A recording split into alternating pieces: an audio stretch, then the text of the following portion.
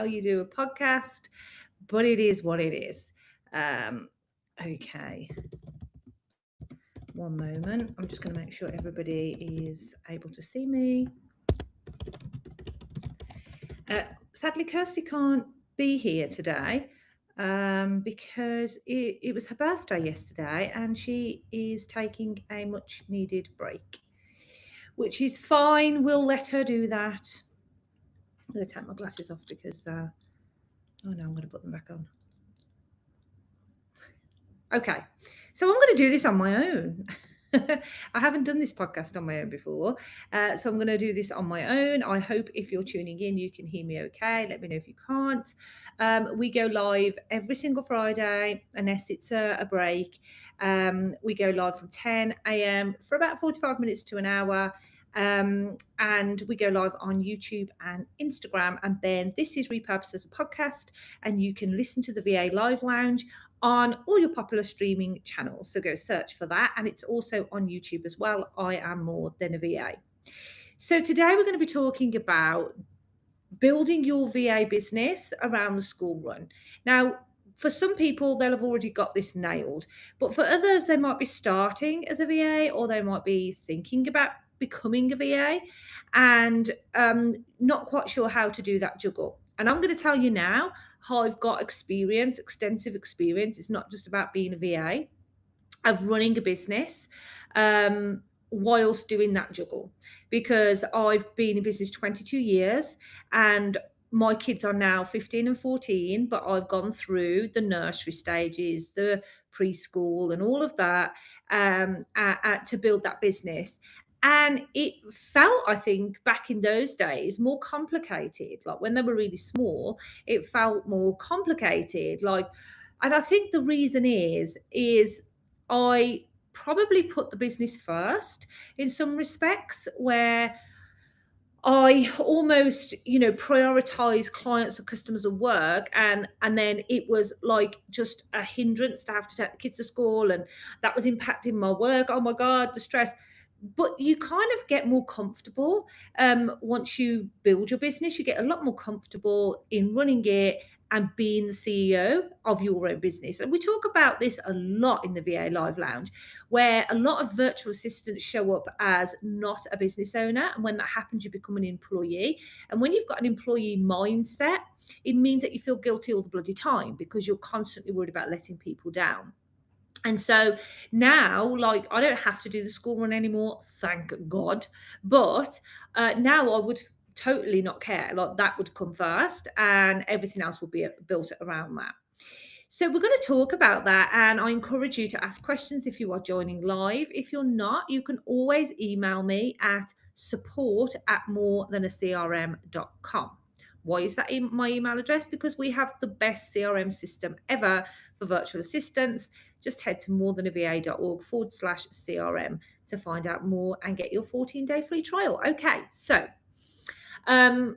the school run and running your business, or just trying to fit in anything to do with life and running your business. One of the things I always say for virtual assistants to do is to work out your dream schedule first. So I've got lots of tools that I have given virtual assistants in our free VA vault. Go to morethanava.org/membership and you can get free access. And in there is your dream work-life schedule workbook. Now, this is why this is important. You should first create the schedule that you really want to work to, the dreamy one, not the one that you feel like you have to do because you've got to bring in money. So how it works is, and we also have now the VA, it's a really good capacity calculator. It shows you what your real capacity is going to be. And so what you do is you say, right, okay, and the calculator works well for this, but the two work hand in hand. Because in your work-life balance schedule, you want to write down, well, what do I really want to work? You know what, if I had it my way, do I want to do a 3-day week, a 4-day week? Do I want to work 9 to 5? Do I want to work 10 till 4? What does that look like for you? So what you need to do is you need to think, okay, what do I want my hours to be? And they don't have to be the same every day. So what time do I want to start? What time do I want to finish? So that's what you're going to work on first. What time do I want to start? What time do I want to finish? And that can be Monday to Sunday. There's no hard and fast rules here. Then, and particularly in the calculator that we give you, because this helps to automatically calculate all the hours, then you say, okay, now what do I have to block out that I can't do? And one of those things will be the school run. So then you put in every day all of the things, all of the hours that you can't work because maybe you're doing the school run, maybe you've got to go shopping, maybe you go to the gym, maybe you meet your friends for coffee on a Friday, you've done that for 20 years and you don't want to change it. Whatever that looks like to you, you put that in next. Then you put in buffer time between clients. I can't tell you how important this is. So many virtual assistants don't do this. They literally move from one client to the next throughout their day, and it fries your brain because when you're a VA, you're working for clients in lots of different industries. So one minute you could be working for a biochemist, and the next minute you could be working for a coach. And you kind of need that 15-minute to half an hour break between the two to recalibrate your brain. And it will mean that you show up and do your best work. So you need to put that buffer time in, even if it's only 15 minutes, to allow you to get coffee or whatever that might be. Because if you're not doing that and you're not planning it in, but you are taking 15-minute breaks, you're losing hours throughout the day that you aren't being paid for. So you put that in, and then you want to put in one of the most important things that virtual assistants miss. And that is your admin and your marketing. Because how many virtual assistants don't plan in their own admin and marketing and they do it on the weekends or the evenings instead? And suddenly you're working all hours God sends and you're starting to resent your business. So then you put that in.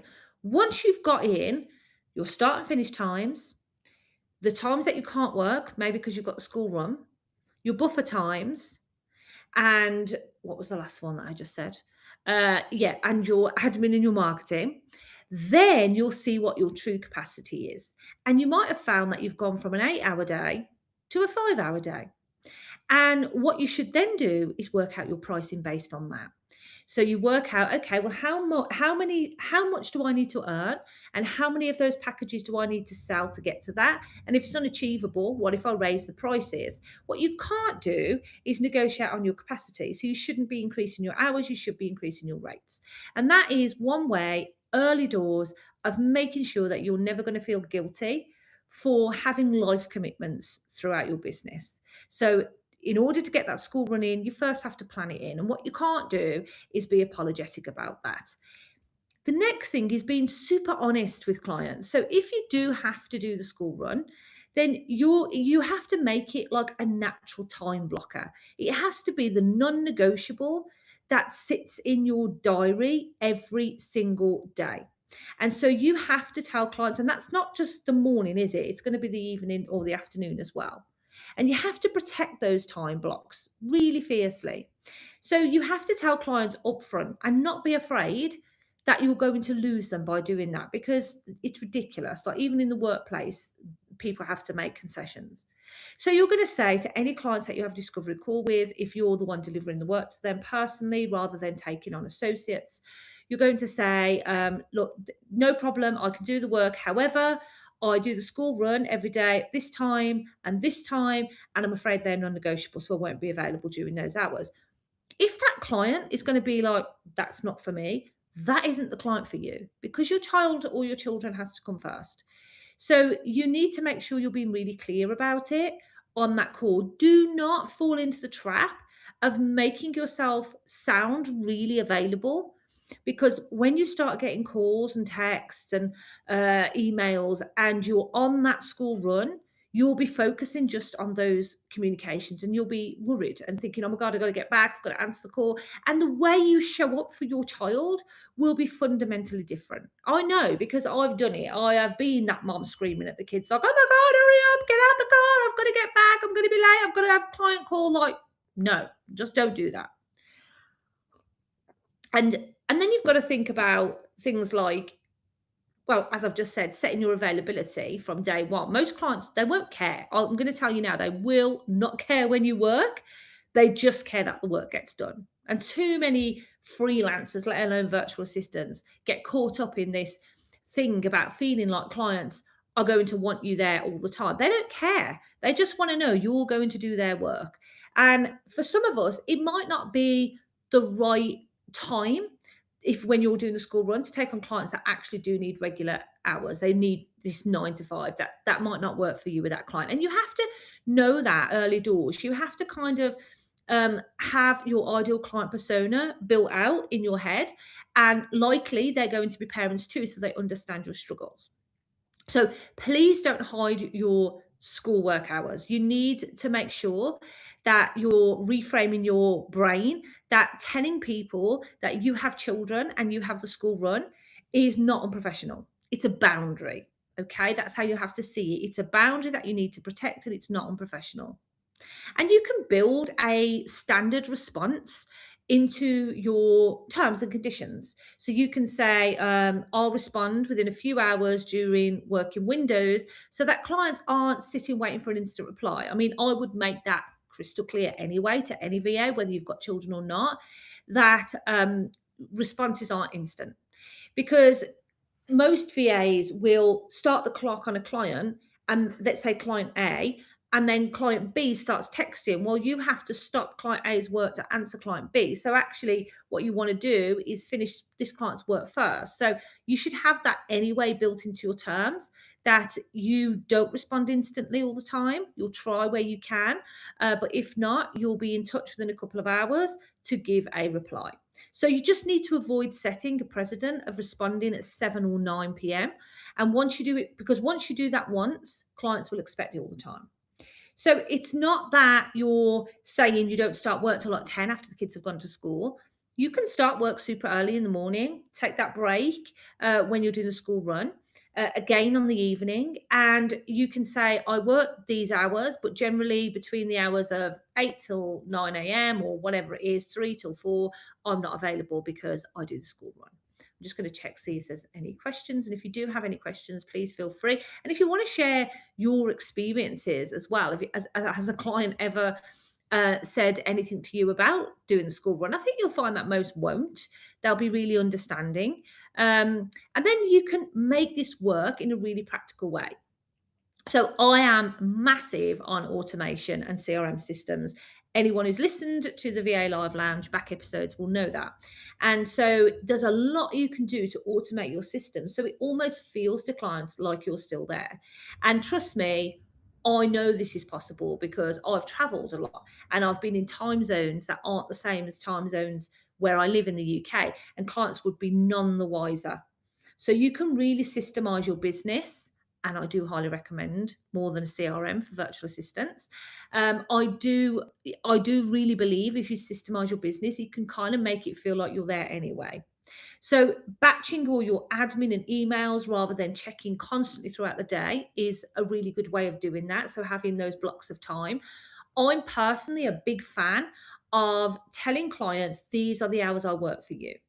And so it could be a way where if you're really, really, really against saying that you're on the school run because you do feel it's unprofessional, then you can get away with it by saying, yeah, great. Can't wait to start working with you. These are the hours I will be able to work for you each day because I've already got commitments with other clients.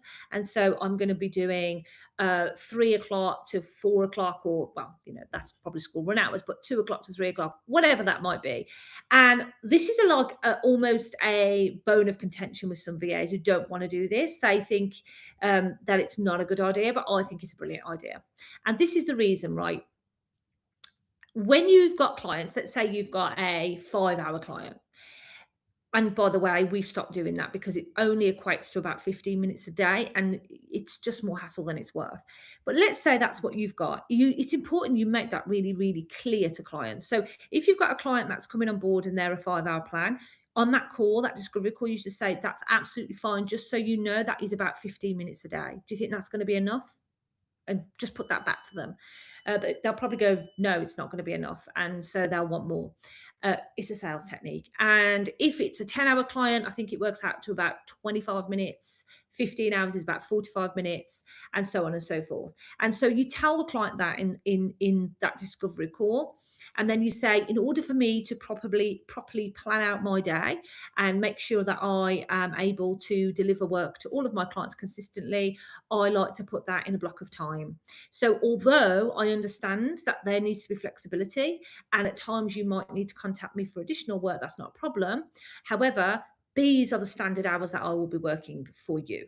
And it's really good because if it's only 15 minutes, you can say, I do from 10 a.m. to 10:15 for you every day. And it kind of gives them the insight to, oh my God. Now, the reason why I like to do that is because let's say you don't tell the client that, and a lot of VAs don't, and you've got Joe, Jane, and Jackie. These are your clients.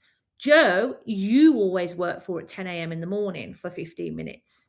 Okay, but they don't know that that's how you've blocked it out, because VAs have to block it out and they have to plan their diary. So Joe's 10 to 10:15. Jane is 10:15 to 10:45, and Jackie's 10:45 till 11. Okay, you've just done Jackie's work, and then let's say, sorry, you've just done Joe's work. So the first person at the very top, 10 o'clock, 10 to 10:15. Then you've moved on to your next two clients. And then at 11 o'clock, Joe comes to you for work. Okay, let's pretend you've got a whole calendar full with clients. But you already did his work at 10 a.m. So now you're having to find space for that client somewhere else. How are you going to do that? So that's one of the reasons I like to tell clients, well, actually, that window's passed because I do your work at 10. Because then you can say, I will try, but I can't promise. And then you can push that into tomorrow's work.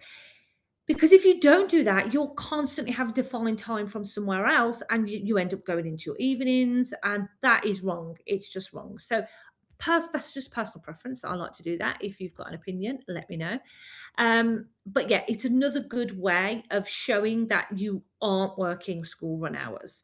Okay, and making sure anything, not just the school run, but anything that you don't want to compromise on. Like I say, the school run, the gym, the shopping, so you're not having to do it on a Saturday, anything like that. You want to make sure that you are blocking out of your diary. And as using a CRM or a task management system so that nothing falls through the gaps when your day is interrupted is really, really important as well. Especially things like we have a client a callback system. So if a client calls in, it automatically texts them. Oh, so sorry, not available right now. Just drop a text. Let me know what it is. Get back to you as soon as possible. It's all automated. And then you have to have a plan for the days when it all goes wrong. So when the kids are off sick, when there are inset days, when there are assemblies, what is going to be your backup? And that's kind of why being honest up front and telling clients from day one, you have children, they come first. You don't have to say that, but you're making it clear. You have children, you have the school run. And there are going to be times where you're not going to be able to plan for it, and you shouldn't be sorry. Like, if you can't work because your child is sick and needs you, that is okay, and you can put all of that into your terms as well, so the client knows that they're starting work with somebody who has children. And guess what? The world is not full of employed people that don't have children. Like, you are not instantly unemployable, or a client is not instantly going to be turned away from taking you on just because you have children. So don't treat it like something you have to hide, because when those sick days come, those inset days come, it's going to be a hell of a lot harder for you to have to explain why you can't work. And also school holidays. So they need a plan too. So whether that's you're going to reduce your hours during the school holidays, you're going to have a waiting list or annual leave built into your packages. And this is where buddying up with another virtual assistant is a really, really good idea. So if you can build a relationship with another VA that can kind of take on the work, and you can pass work back and forth in one another's absence, that's why that works really well. It's also why building your VA business into an agency works really well. So we actually talked about this over the last 2 weeks in the last two episodes. And I did just launch my From Solo VA to Agency Group program. I started this week. It is closed now, unfortunately. However, we are only in week one. So if you was really curious about that, just drop me a message and I could look at letting you in. But the recordings are in there, but you won't, have joined week one live. And this helps you to plan all of this out. So it helps you to think about, well, sometimes taking on a team, having associates to deliver the work means that you can do all of these things. Like I literally don't work day to day with clients anymore. My team does and I don't. I work on the business. I've hardly worked this week actually because I've had so much going on. My son has been through a really difficult time recently. So he hasn't been in school for like a month. I've just managed to get him into a new school, but I've been this meeting, that meeting. Honestly, it's been all over the place. I would not be able to cope with my stress levels if I was having to juggle that with clients. And funnily enough, that's how I managed to lose my clients. So, like last year, our business went through a huge transition, and it was all going in the right direction till it wasn't. And part of that was because I was under the most amount of stress in my life. And a lot of it, I'd say 80% of it was down to my boys who were neurodivergent and the struggles I was having with the NHS, with the education system. And at the time, I was working with clients myself still. And I wasn't showing up for those clients, and gradually they left. It's been a blessing in disguise because now I get to do what I always wanted to do, which was work on the business and not in it. Obviously, that came at a financial cost. But had I leaned on my team more and passed those clients over to my team members faster, we would still have retained those clients, that I just wouldn't have been delivering the work. But we kind of get stuck in this concept that they only want to work with us and they won't be able to cope if they have to go elsewhere, which is a bit of a egotistical way to look at it, to be honest. Anyway, my jaw is hurting because I've never spoken for this long on my own before. So yeah, make sure you're also planning those in and think about buddying up or think about building your VA business into an agency. You've got to be realistic about how many clients you can genuinely serve in a condensed working day, because when you are doing the school run, when you have small children at home, you are in a condensed working day. Even if your children are like my children's age, 15 and 14, I still have to be there to make the dinner. I still have to be there to take them to football or basketball practice. So sometimes that means having to finish work a little earlier to plan those things in. So you do have to be realistic about that. So if you're not part of the VA Vault, so go to morethanava.org/membership.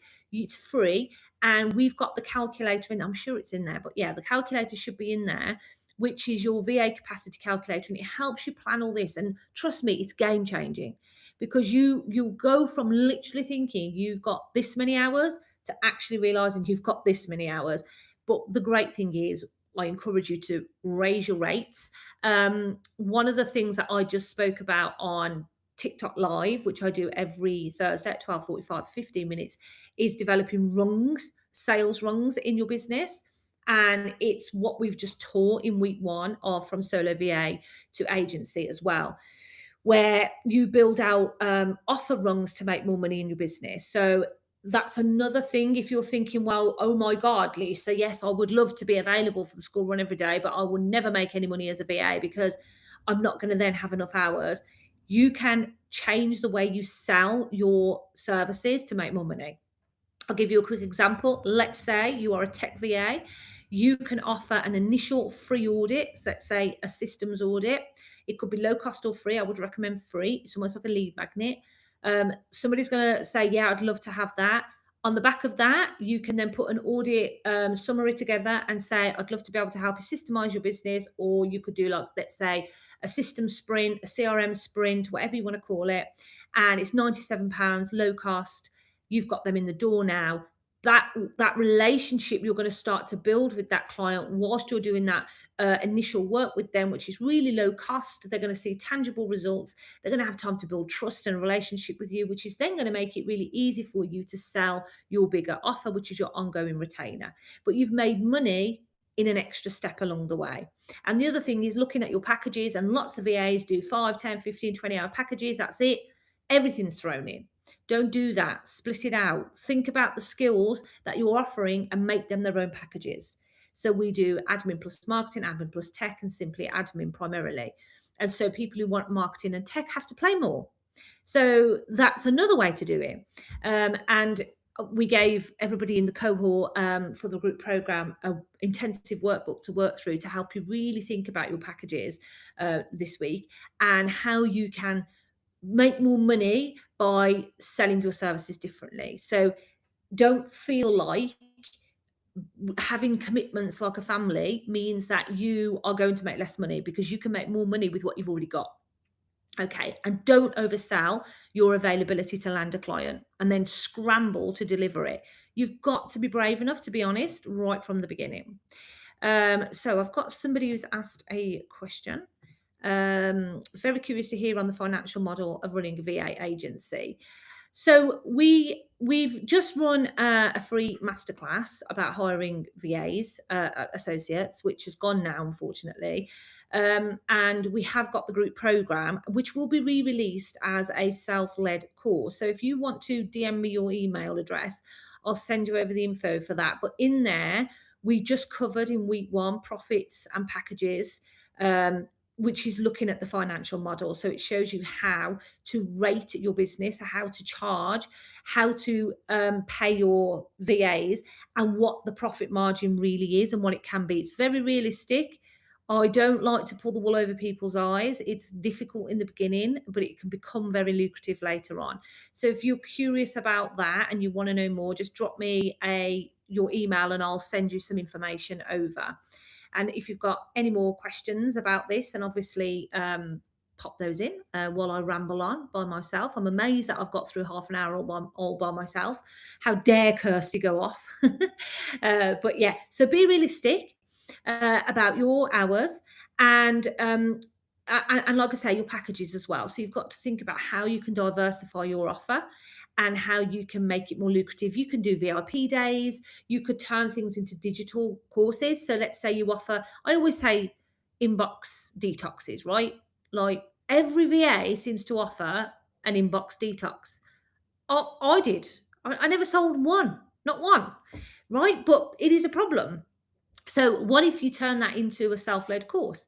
This is how you can clear your inbox in 15 minutes. You know, it's a bit of a clickbaity title, but do you know what I mean? So you could think about what you're selling on your website that no one actually buys, but people still struggle with, and how you could turn that into like a passive income. Right, so definitely don't oversell your availability. Now, the next thing is your mindset. I don't know why this happens, but so many virtual assistants kind of go into their business with a guilty mindset. And it's kind of, I think it's just the very nature that we are assistants. And it almost makes us feel less than. But you have to be of a mindset that you are the CEO in your business, because if you don't have that mindset, you will literally become the employee in your own business. And that's how you'll show up, and your boundaries will get scuffed. So, guilt is like a silent killer in the VA business. You have to remember that working school hours doesn't make you less professional or less serious. If you can't work school hours, it doesn't make you less professional. It doesn't make you less serious. It makes you a parent. And there are employees in top corporate jobs that are also parents, and they also have to do this as well. So please bear in mind that you built your business for flexibility. And then you have to remind yourself of that when it feels like you're not doing enough, because sometimes you will feel like you're not doing enough, and sometimes you are going to feel stretched and you are going to feel like you're compromising one for the other. But trust me, from somebody who has been in business for 22 years in different ways and feeling that guilt of not being there for my child, I would much rather feel the guilt of not being there for a client whose name I won't remember in 20 years' time than my son, who's going to say to me when he's older, "Do you remember, Mum, when you couldn't take me to school?" Like, I'm not going to want that, and neither should you. So that's really important to switch that mindset and be strong about those boundaries. The school run is the reason that most of your audience, the school run is the reason that most of us VAs probably started a VA business in the first place. because we wanted that flexibility. It's not a limitation, it's the whole point. We wanted to be able to be there for our children, or we wanted to be able to have more flexibility and less constraints in our lives. So why on earth would we then compromise that? And this is like a bit of a conundrum for me, because I see it happening all the time with VAs, where you start the business for flexibility, and then suddenly you're compromising on every little bit of that flexibility, and you're getting mom to do the school run, or you're putting the kids in breakfast club, and it kind of just becomes ridiculous, really. Or you're taking calls in the car, and no, just stop. So if you joined late, I'm just going to recap. Okay, the first thing you have to do is work out what your true capacity as a virtual assistant is. It won't be what you think, because there's things that we don't take out of our day. So it's looking at your start time, your finish time. What do you realistically want that to be? Do you want it to be 9 to 5? Do you want it to be 10 till 3? Do you want it to be 11 till 1? Whatever it is, it doesn't matter. It's up to you. You put in what you, and that's, by the way, before the school run hours are taken off. So you put in what you really want your start and finish time to be. Then you remove out all of your non-negotiables. So that'll be the school run, the gym, shopping at Sainsbury's on a Wednesday. I don't care what it is. You take those hours out, you block them out. And we've got a calculator in the vault that lets you do this. Then you remove buffer time, 15 minutes as a minimum between each client to help you recalibrate your brain. And then you take out your admin and your marketing that you're going to need to do, not evenings or weekends. And then when you do that, you see your true capacity. You see what you've really got left.